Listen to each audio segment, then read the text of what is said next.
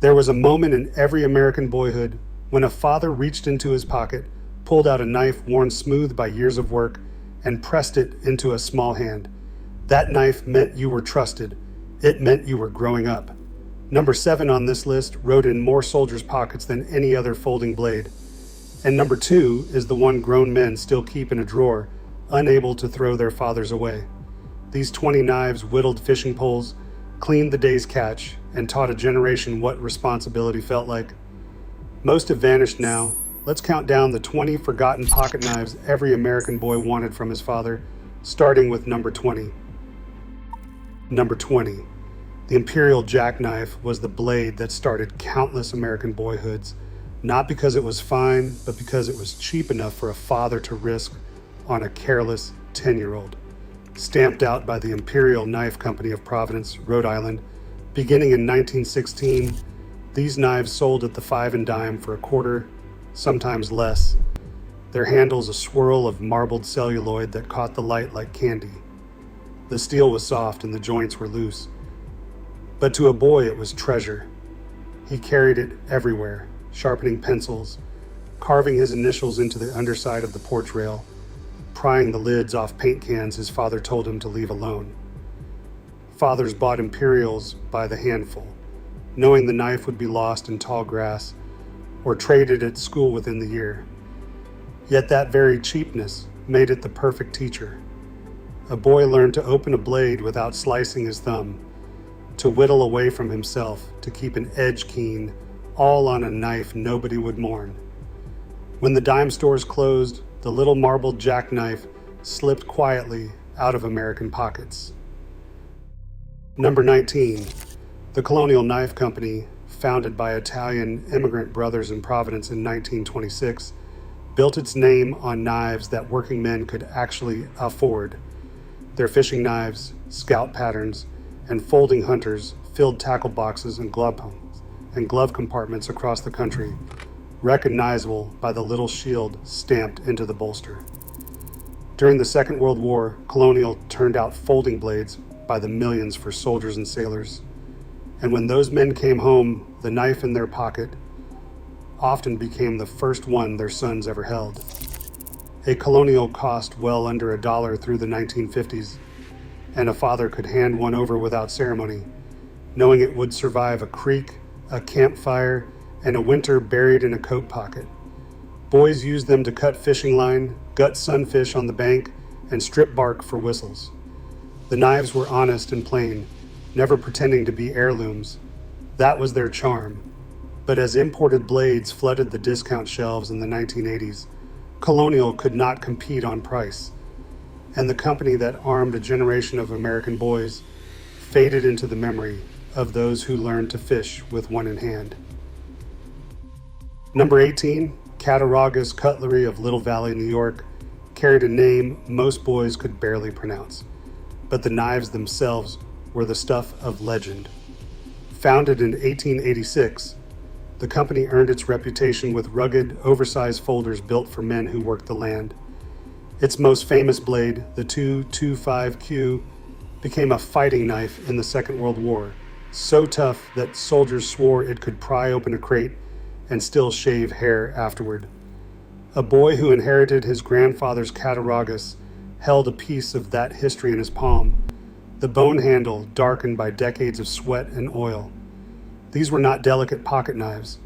They were heavy, deliberate tools, the kind a father used to dress a deer at dawn and then handed to his son to clean by the light of the truck headlights. A Cattaraugus stockman could cost $2 or $3 in the 1940s, real money then, which made owning one a quiet mark of standing.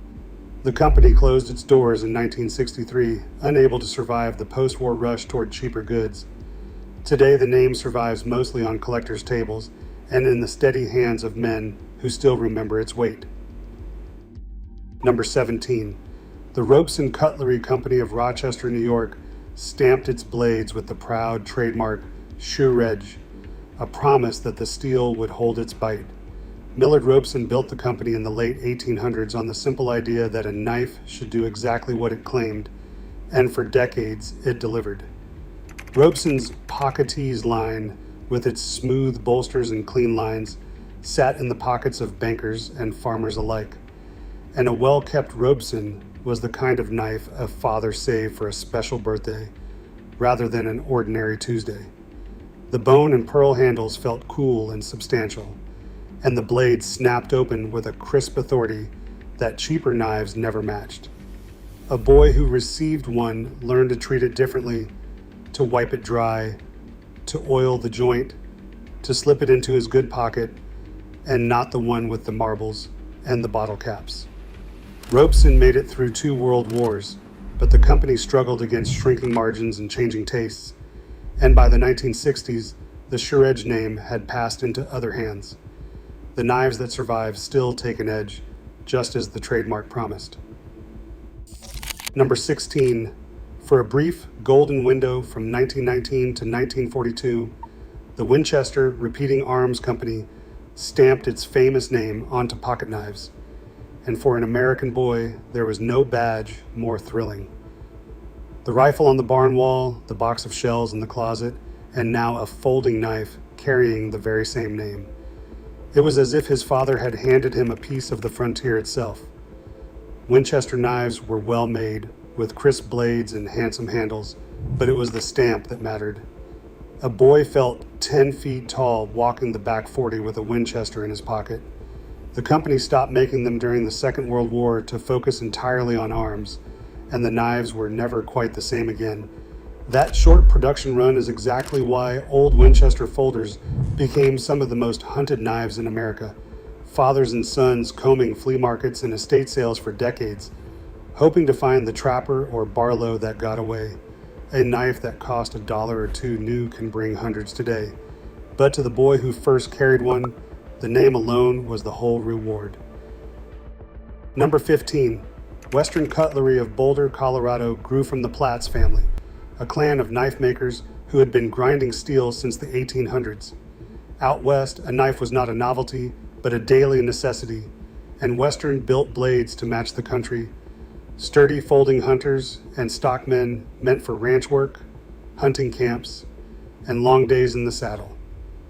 A father in the mountain states might carry a Western for years, using it to mend fence, cut feed sacks, and field dress an elk, before the day came to pass it down. The knives wore an honest patina, the brass bolsters dulled to gold, the handle worn to the exact shape of a working hand. For a boy raised on westerns and rodeos, owning one felt like joining the company of real men. The blades held a fierce edge and the lockup was solid, the kind of dependability that built loyalty across generations. Westerns survived longer than many rivals, but consolidation and imports eventually closed the Colorado plant. The folding hunters it made still turn up in tackle boxes and saddlebags across the West, doing the same quiet work they always did. Number 14, Queen Cutlery of Titusville, Pennsylvania, founded in 1922 by craftsmen who broke away from a larger firm, built knives that working men trusted and collectors came to prize.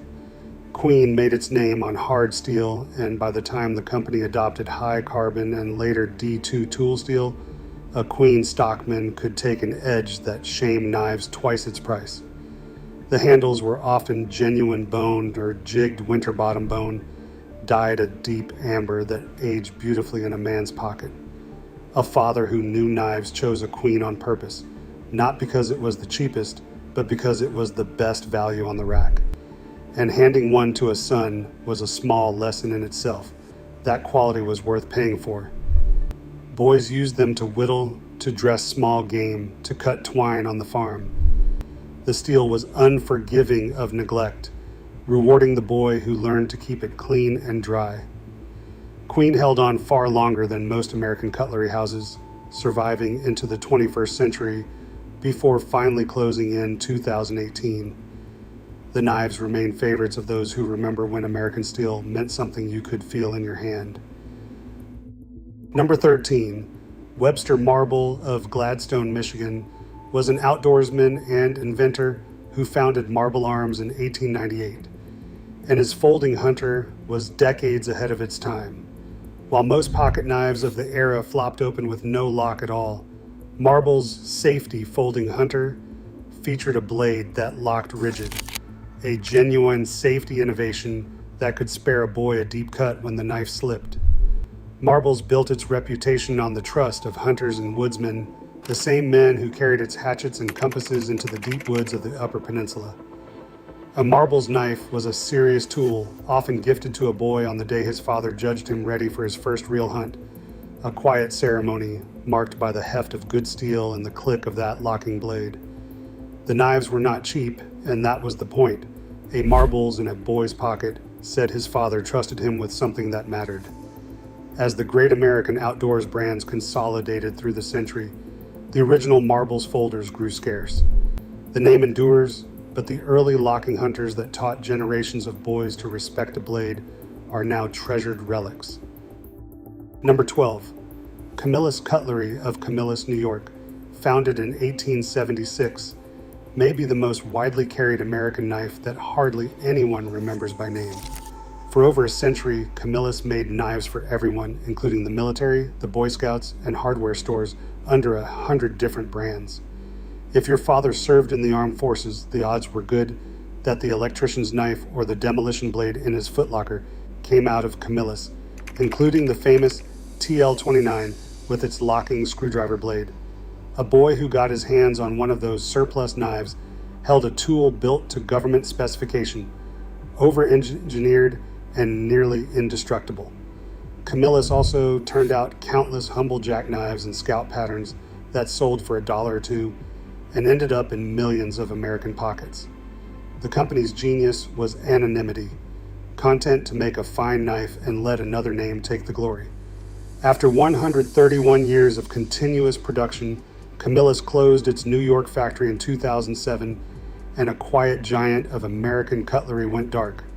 The knives it made by the millions are still out there, working, because they were simply built too well to die. Number 11, the Boker Tree brand, with its little chestnut tree stamped into the blade, crossed the ocean from Germany, but planted deep roots in American pockets. The Boker family had been making blades since the 1860s, and by the early 20th century, the firm ran a factory in the United States, turning out trappers, stockmen, and Barlows for the American market.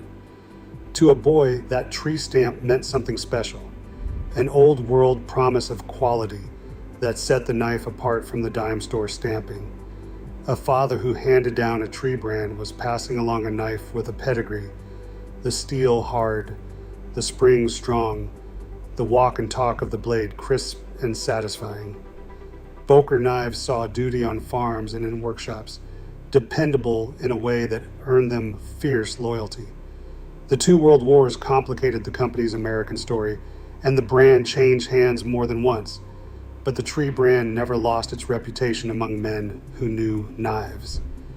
For a generation of boys, opening a Boker for the first time, feeling that solid snap, was the moment they understood the difference between a toy and a tool. Number 10. When Schrade introduced the Uncle Henry line in the 1960s, it gave America a knife that looked and felt like an heirloom at a price a working father could manage. Named for Henry Bear, the patriarch behind the company, the Uncle Henry wore handsome Staglin handles that mimicked deer antler with a brass nameplate begging to be engraved with a boy's initials. The blades were polished bright and took a keen edge, and the whole knife carried itself with a dignity that made a boy stand a little straighter. This was the gift knife, the one that came wrapped in a box on a 13th birthday or the morning of a first hunting trip, often with a leather sheath if it was the larger lockback model. Fathers chose the Uncle Henry precisely because it felt like more than it cost, a knife a son could be proud to show his friends. The line came with a lifetime warranty, and Schrade meant it. When the original Schrade factory closed in 2004 and production moved overseas, collectors began hunting the old American-made Uncle Henrys, chasing the exact knives that once sat under so many Christmas trees. Number 9, no knife on this list traveled farther to reach an American boy's pocket than the Swiss Army knife. Born in the 1890s to arm Switzerland's soldiers, the red-handled folder with its nested tools came home in the duffel bags of American GIS after the Second World War, and it was those soldiers who coined the name the world now uses. To a boy, it was less a knife than a marvel, a blade, yes, but also scissors, a saw, a corkscrew, a tiny screwdriver, even tweezers, and a toothpick tucked into the scales. Pulling each tool out felt like discovering a secret. Fathers loved giving them because the design was so plainly clever and safe, and boys loved receiving them because no two adventures used the same tool. The little cross on the handle became a quiet symbol of preparedness, the mark of a kid who could fix a bike chain or open a bottle anywhere.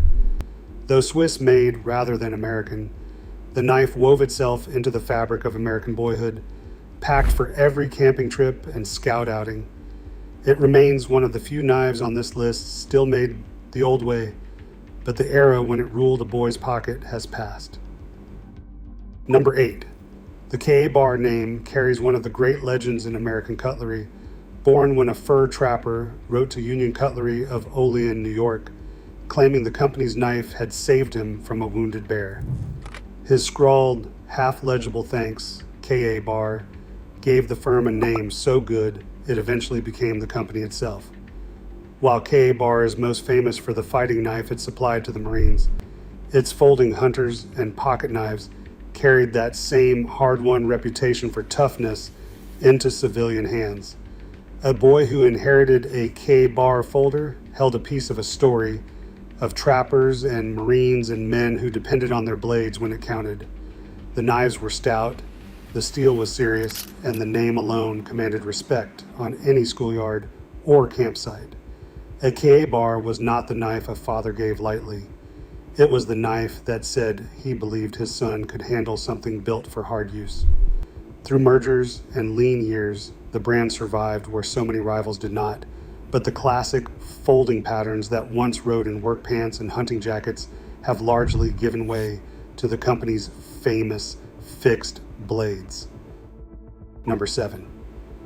Of all the knives an American boy might dream of, few cast a longer shadow than the Remington bullet. Introduced in 1922, it took its name from the small shield set into the handle, shaped like a rifle cartridge, the unmistakable mark of the great arms maker.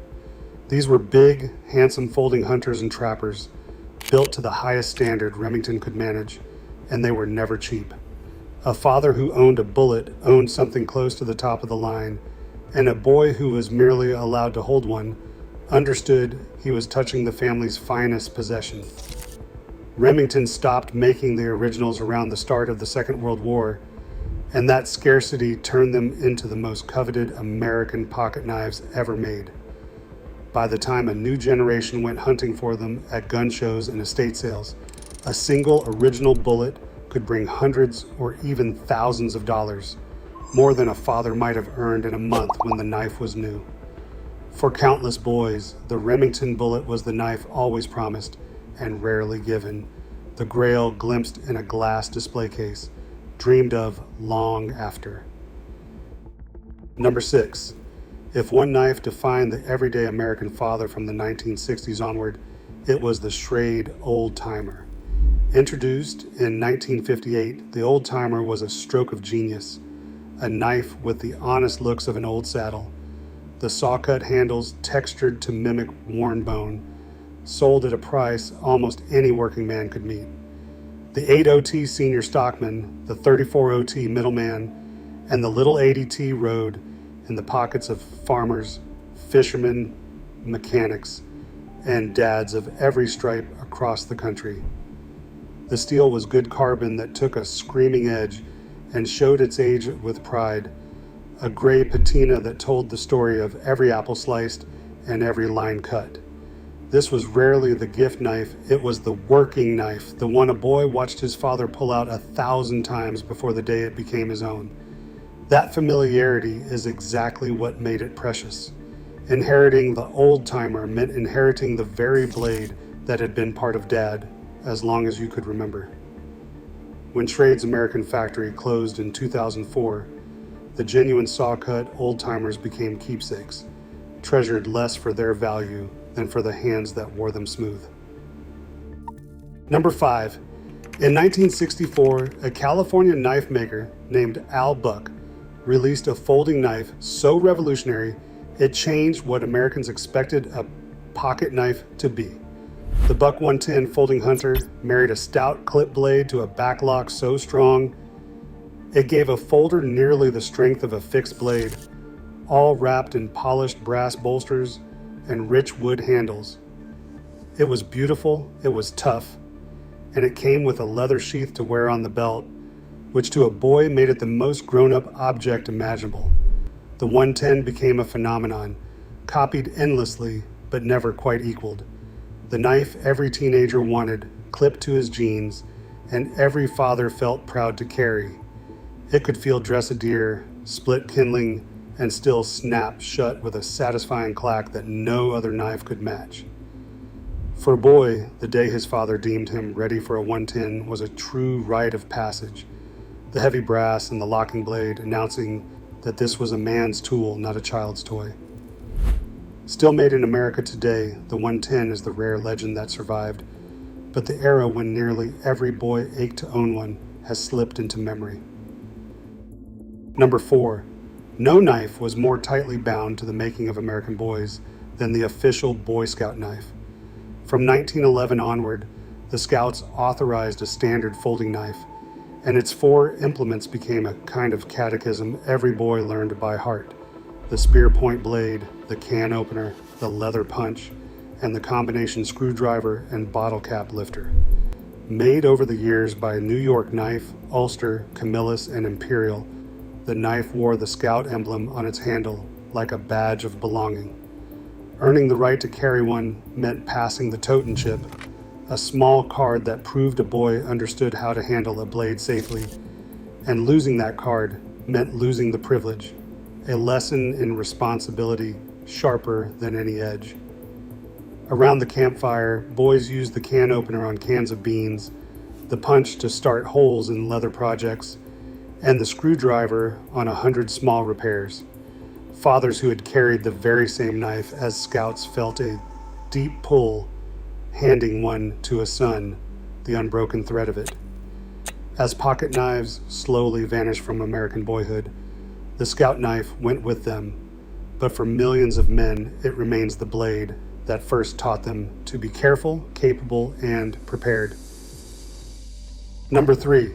The Stockman was not a single knife, but a pattern, the most beloved 3-blade design in American history, and nearly every cutlery house on this list made its own version. The Stockman carried 3 blades in one handle, a long clip point for general cutting, a flat sheep's foot for clean straight cuts, and a curved speed blade originally meant for the unglamorous work of tending livestock. To a farm boy, that combination was a complete toolbox folded into his pocket.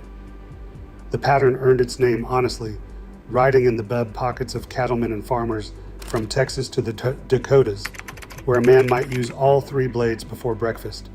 Fathers favored the Stockman because it taught a boy that different jobs called for different edges, that you did not abuse your fine clip blade on a task the sheep's foot was built for. The serpentine handle, curved like a gentle S shape, fit the hand and the pocket alike. Whether stamped Case, Schrade, Queen, or a dozen others, the 3-blade Stockman was the workhorse of rural America. As farms consolidated and fewer boys grew up with chores that demanded a blade, the everyday Stockman quietly disappeared from the pockets that once would never have been without one. Number 2, if there is one American name that means heirloom, it is Case.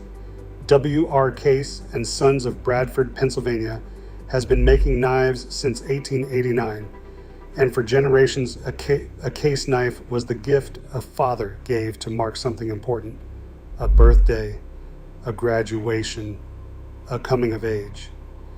The case trapper, with its 2 long blades and that warm, honey-colored handle, became perhaps the most recognized traditional folder in the country. What set Case apart was the way the knives aged, the bone handles and carbon blades developing a deep patina that made each one unmistakably personal, a record of the hands that carried it. Case understood this, even building collectability into the brand with dated stamps so a man could know the year his knife was born. That is why a case so often passed from father to son and then to grandson, the very same knife growing richer with each pair of hands. To receive a case was to be told, without words, that you were now part of a line. Grown men today keep their father's case in a drawer, unable to part with it, the smooth bone still holding the shape of a hand they miss. No knife on this list was loved quite so deeply. Number 1, and at the very top stands the humblest knife of all, the Barlow, the blade that begins more American boyhoods than any other. The pattern was born in 17th century England, but it crossed the ocean and became something purely American. A simple 2-blade folder with a long bolster, an oval handle, and a price low enough that it was, for 2 centuries, the universal first knife. Its place in the American heart was sealed by Mark Twain, who, in The Adventures of Tom Sawyer, made a real Barlow knife the most coveted treasure a boy could own, worth more than gold in the economy of the schoolyard. Generations of fathers chose the Barlow for the same reason. It was honest, it was tough, and it cost little enough that a boy could be trusted to learn his lessons on it. The dropped blade, the lost knife, the nicked thumb that taught respect. Case, Imperial, Camillus, and 100 others made them, and everyone taught the same quiet curriculum: how to whittle, how to be careful, how to carry a tool like a man. The Barlow was rarely anyone's finest knife, but it was almost always the first, and the first knife is the one a man remembers when he is old and his father's gone. That is why it tops this list, not because it was the best blade, but because it was the beginning. Across all 20, from the dime store Imperial to the legendary Barlow, these knives tell one story: the quiet moment a father decided his son was ready. They taught patience, care, and responsibility, lessons handed over with a folded blade and a few words of warning. Most have slipped from American pockets now, replaced by gadgets that never needed sharpening and never got passed down. But somewhere in a drawer, a worn knife still waits, holding the shape of a hand and the memory of the day it changed owners. If you still have your father's knife, take it out today. You will know exactly what I mean.